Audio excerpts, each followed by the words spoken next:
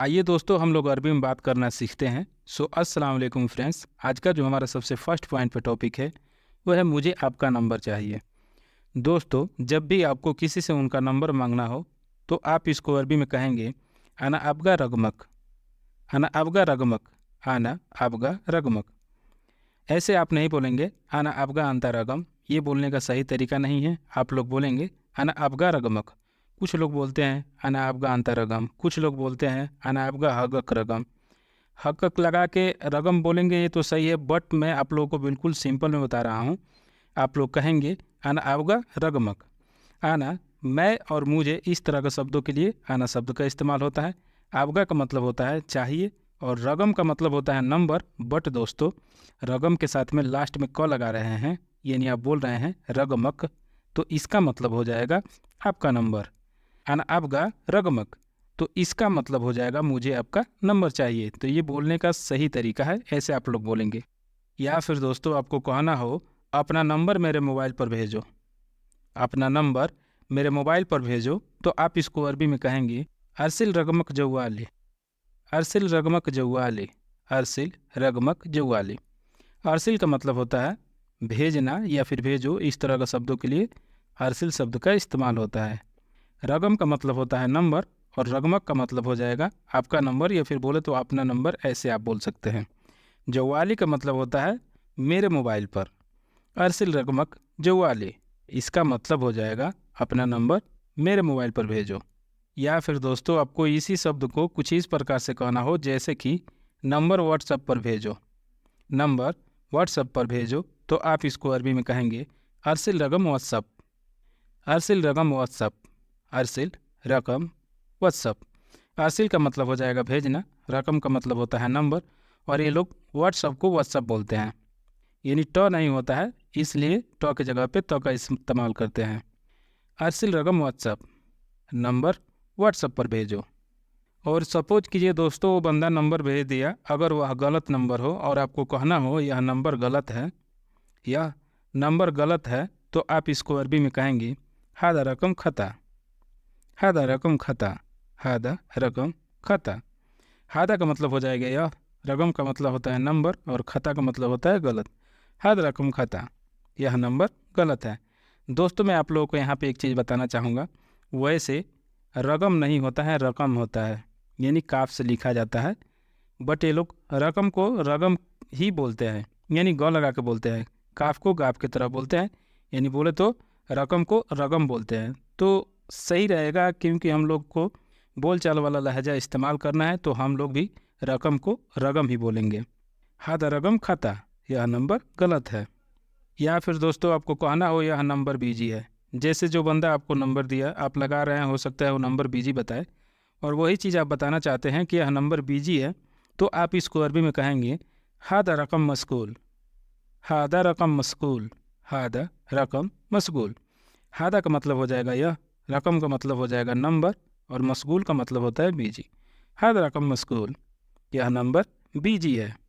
और जस्ट दोस्तों इसी के रिप्लाई में अगर कहना हो कि दूसरा कोई नंबर दो, जैसे बंदा हो सकता है कि उसको लगा रहा है बिजी बता रहा है, हो सकता है मांगे दूसरा नंबर दे दो, वही चीज़ अगर बोलना हो कि दूसरा कोई नंबर दो, तो आप इसको अरबी में कहेंगे जीब रगम ताने, जीब रगम ताने, जीब रगम ताने। जीब का मतलब हो जाएगा दो, रगम तानी का मतलब हो जाएगा दूसरा कोई नंबर, जीब रगम ताने, दूसरा नंबर दो। और जस्ट दोस्तों इसी के रिप्लाई में अगर आपको कहना हो कि मेरे पास दूसरा नंबर नहीं है, हो सकता है बंदा तो आपसे बोल दिया कि दूसरा नंबर दो, लेकिन आपके पास नहीं है, तो कैसे दोगे। वही चीज़ अगर आपको कहना हो कि मेरे पास दूसरा नंबर नहीं है, तो आप इसको अरबी में कहेंगे माँ आंधी रकम तानी, माँ आंधी रकम तानी, माँ आंधी रकम तानी। माँ आंधी का मतलब हो जाएगा मेरे पास नहीं है, रकम तानी यानी दूसरा नंबर। माँ आंधी रकम तानी, मेरे पास दूसरा नंबर नहीं है। कुछ लोग ऐसे बोलते हैं आना मैं आंधी रकम तानी, बट दोस्तों इसमें आना लगाने की बिल्कुल भी ज़रूरत नहीं है, क्योंकि आंधी का मतलब होता है मेरे पास, तो इसलिए आना लगाने की बिल्कुल भी ज़रूरत नहीं है। आप लोग सिर्फ बोलेंगे माँ आंधी रकम तानी, इसका मतलब हो जाएगा मेरे पास दूसरा नंबर नहीं है। या फिर दोस्तों आपको कहना हो तुम अपना फ़ोटो दो, किसी से उसका फ़ोटो मांगना है और आपको अरबी में कहना हो तुम अपना फ़ोटो दो, तो आप इसको अरबी में कहेंगे अंतजीब हक सूरा, अंत अजीब हक सूरा, अंत जीब हक सूरा। दोस्तों वैसे हक़ लिखा जाता है लेकिन हक़ बोला नहीं जाता है, ये लोग हक़ को हक़ बोलते हैं, तो बेहतर रहेगा हम लोग भी बोलेंगे हक़। अंत अजीब हक़ सूरा, अंत का मतलब हो जाएगा तुम, जीब का मतलब हो जाएगा दो, और हक़ सूरा का मतलब होता है आपका फ़ोटो या फिर अपना फ़ोटो। इस तरह का शब्दों के लिए हक़ सूरा लगाया जाता है। वैसे दोस्तों फ़ोटो के लिए सूर लिखा जाता है, बट ये लोग बोलते हैं सूरा, सूरा ऐसे करके बोलते हैं। एक सूरा का मतलब जल्दी भी होता है और एक सूरा का मतलब फ़ोटो भी होता है। चूँकि अरबी में लिखा जाता है तो उसमें हर्फ का अंतर होता है, हम लोग हिंदी में लिखे हैं तो यहाँ पे उस चीज़ को पता नहीं चलेगा। ये लोग बोलने वाले लहजा में इस्तेमाल करते हैं सूरा, तो हम लोग भी बोलेंगे सूरा। अंतजीब हक़ सूरा, तुम अपना फ़ोटो दो। और जस्ट दोस्तों इसी के रिप्लाई में अगर आपको कहना हो कि तुम मेरा फ़ोटो क्या करोगे, जैसे जो बंदा पूछ रहा है आपसे कि मुझे फ़ोटो आपका चाहिए और उसी के रिप्लाई में आप पूछना चाहते हैं कि तुम मेरा फ़ोटो क्या करोगे, तो आप इसको अरबी में कहेंगे अंत एस बिसवी हक़ सूरा, अंत एस बिसवी हक़ सूरा, अंत एस बी सवी हक़ सूरा। अंत का मतलब हो जाएगा तुम, एस का मतलब होता है क्या, सवी का मतलब होता है करना, बिसवी का मतलब होता है करोगे। हक़ सूरा यानी मेरा फ़ोटो, अंत एस बिसवी हक़ सूरा, तुम मेरा फ़ोटो क्या करोगे। और जस्ट दोस्तों इसी के रिप्लाई में कहना हो कि मेरा फ़ोटो नहीं है, मेरा फ़ोटो नहीं है, तो आप इसको अरबी में कहेंगे माफ़ी हक़ सूरा, माफ़ी हक़ सूरा, माफ़ी हक़ सूरा। माफ़ी का मतलब हो जाएगा नहीं है, हक़ सूरा का मतलब हो जाएगा मेरा फ़ोटो। माफ़ी हक़ सूरा, मेरा फ़ोटो नहीं है। या फिर दोस्तों आपको कहना हो कि तुम्हारा पासपोर्ट कहाँ है, हो सकता है आपका कपिल आपसे पूछे कि तुम्हारा पासपोर्ट कहाँ है, तो अरबी में कहेगा वैन हक़ जवाज, वैन हक़ जवाज, वैन हक़ जवाज। वैन का मतलब हो जाएगा कहाँ और हक़ का मतलब होता है तुम्हारा या आपका। इस तरह का शब्दों के लिए हक़ शब्द का इस्तेमाल होता है। जवाज का मतलब होता है पासपोर्ट, कुछ लोग पासपोर्ट बोलते हैं, यानी इंग्लिश में वो लोग बोलते हैं बट प को ब की तरह बोलते हैं, पासपोर्ट नहीं बोलते हैं, पासपोर्ट बोलते हैं। तो कुछ लोग पासपोर्ट बोलते हैं। और अरबी में शुद्ध अरबी में देखा जाए तो इसका मतलब होता है जवाज, जवाज का मतलब होता है पासपोर्ट। वैसे जवाज का मतलब होता है शादी, बट जवाज का मतलब होता है पासपोर्ट। वैन हक़ जवाज, तुम्हारा पासपोर्ट कहाँ है। या फिर दोस्तों आपको कहना हो मेरा पासपोर्ट रूम पर है, जस्ट इसी के रिप्लाई में अगर आपको कहना हो कि मेरा पासपोर्ट रूम पर है, तो आप इसको अरबी में कहेंगे जवाजी फ़िल गुरफ़ा, जवाजी फ़िल गुरफ़ा, जवाजी फ़िल गुरफ़ा। जवाजी का मतलब हो जाएगा मेरा पासपोर्ट, फ़िल गुरफ़ा का मतलब हो जाएगा कि रूम पर है। जवाजी फ़िल गुरफ़ा, मेरा पासपोर्ट रूम पर है। या फिर दोस्तों आपको कहना हो तुम कितने साल से सऊदी में हो, किसी से अगर पूछना हो आपको कि तुम कितने साल से सऊदी में हो, तो आप इसको अरबी में कहेंगे अंत कम सना फ़िल सऊदिया, अंत कम सना फ़िल सऊदिया, अंत कम सना फ़िल सऊदिया।